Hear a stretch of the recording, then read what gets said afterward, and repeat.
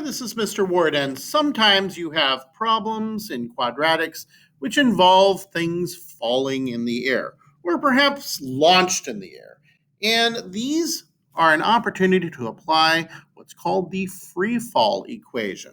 Now, for any object, we might be curious about its position at a particular time. So if I throw something in the air, there are three things that go into figuring out its position at any given time. The first thing is where it started. Okay.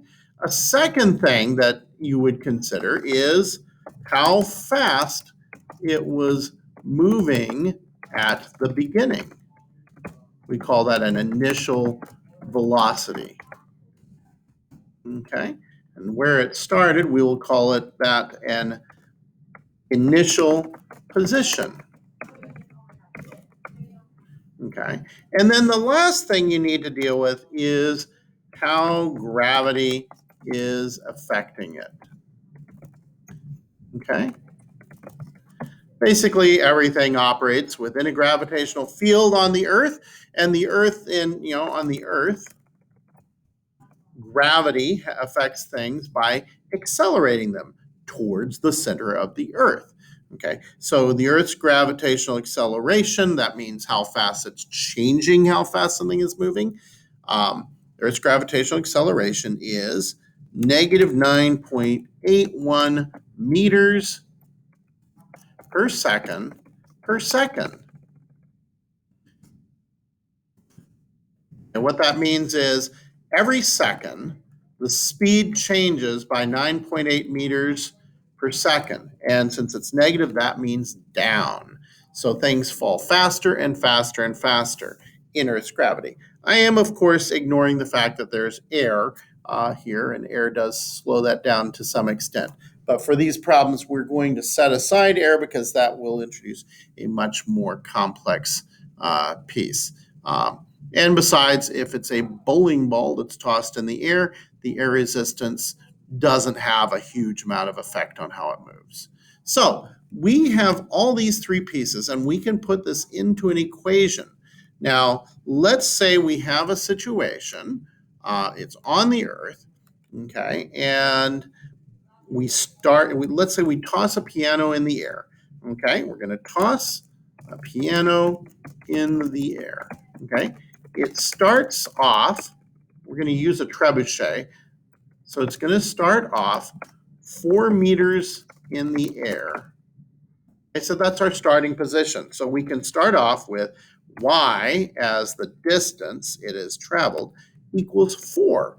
Okay, so if we don't do anything with it, that's our equation, y equals 4. It's just hanging out there on the trebuchet. And then let's say when we launch things with a trebuchet, we launch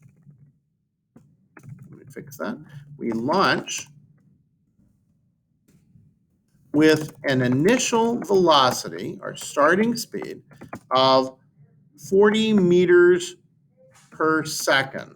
Okay, so velocity times time will equal where something is. So if y is where it is, then velocity times time, which we can say x is time in seconds, we can use that for where it is for any amount of time based on that velocity. So 40 times x plus 4. Now we have a linear equation. So 40x is how fast it's moving times time moved, and 4 is where it started. Now we have one more component, which is that it's accelerating in Earth's gravity. This is the part that may be a little trickier to understand, but distance in terms of acceleration, there is a physics equation that you'll learn when you get into high school physics. It's going to equal 1/2 acceleration times time squared. Okay, and there's reasons for that, but for right now, I'm just going to ask that you trust me that it is 1/2 acceleration times time squared. And since the Earth's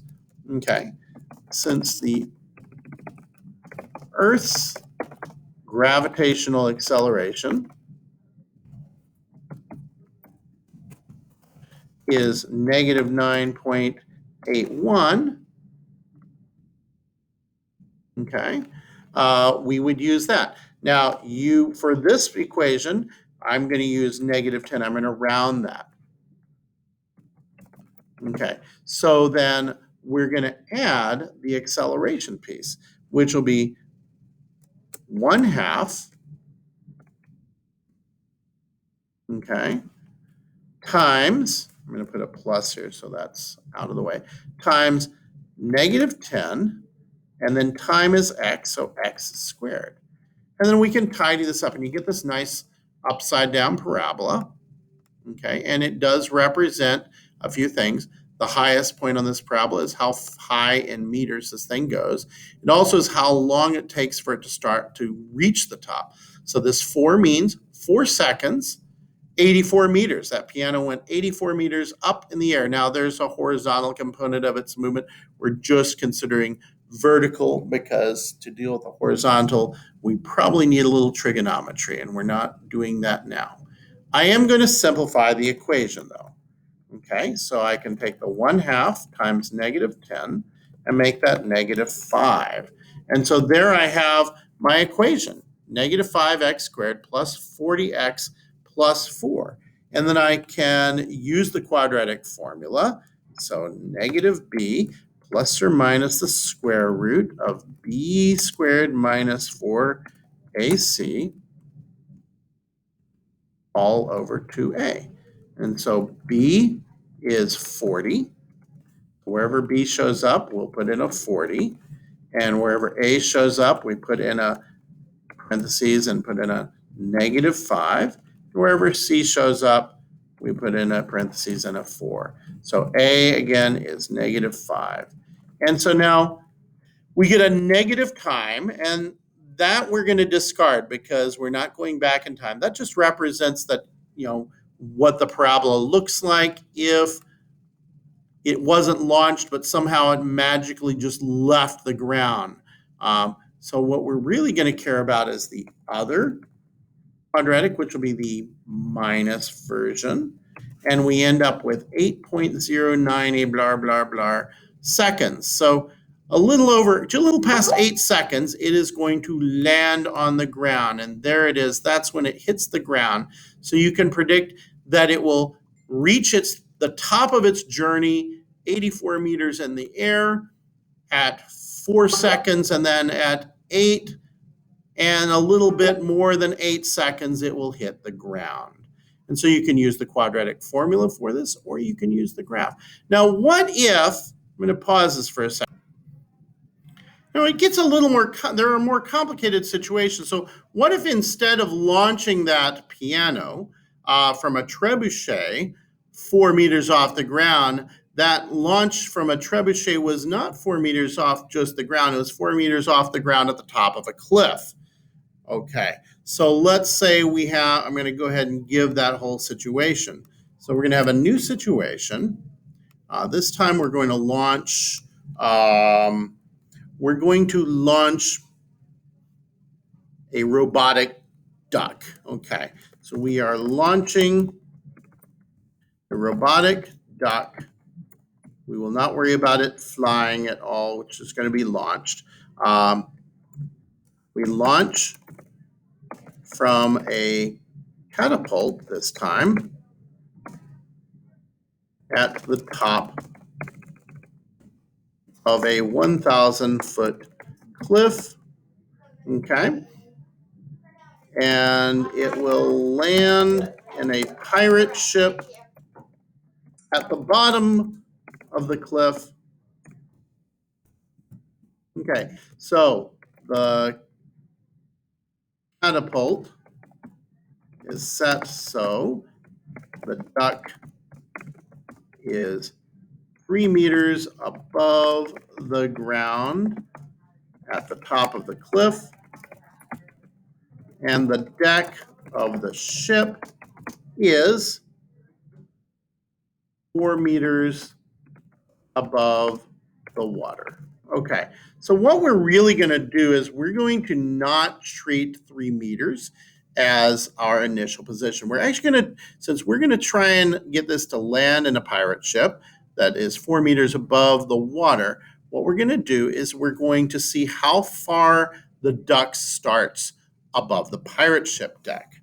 Okay, so we start off 1,000 feet and 1,000 meters. I'm sorry, I should change that to meters. Let me clarify that. I want to get the same units. Okay, it's a 1,000 meter cliff. Okay, we're 1,000 meters in the air. We're going to add 3 meters for the catapult, but then we need to subtract 4 meters for the fact that the pirate ship's deck is above the water. So that's actually our initial position. Our initial position is 999 meters. Now we also need the initial velocity. The duck will launch with an initial velocity of 20 meters per second. So we can use all that to organize our equation. So I've already told you Earth's gravitational acceleration. You can use -10. And what we'll do is we'll say y equals, we can use our initial position, 999. We will add velocity times time. Time will be x. And then we will add half of the acceleration times time squared. So negative half of -10. So -10 divided by 2 times time squared. And the -10 times 2, we will simplify to just a -5. Okay? And we get this nice launching thing. You get a negative time. That's as if it had magically started from the deck of the pirate ship and went up and then came down. But this is the one we care about. We'll actually discard the negative time. It's going to take approximately 16 1/4 seconds to get to the pirate ship. And we can pull the graph down and see what the highest point is and how long it takes to get to that highest point. Okay, and we click on there and we get a vertex of 2 seconds, and it's going to make it up to 1,019 meters above the pirate ship. Okay, and that means that it makes it up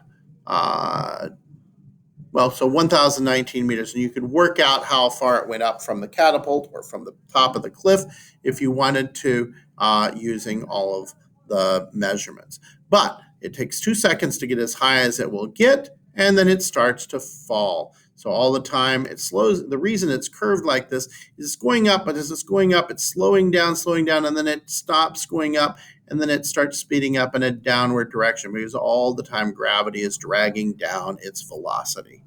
And so we end up reaching 1,019 meters in the air after 2 seconds and then starting to fall. And when we get to the bottom, when we get to the pirate ship, which is our declared bottom of this, it took 16 1/4 seconds to reach there approximately. And you could have used the quadratic formula to work out an exact answer if you wished. And I hope that was helpful.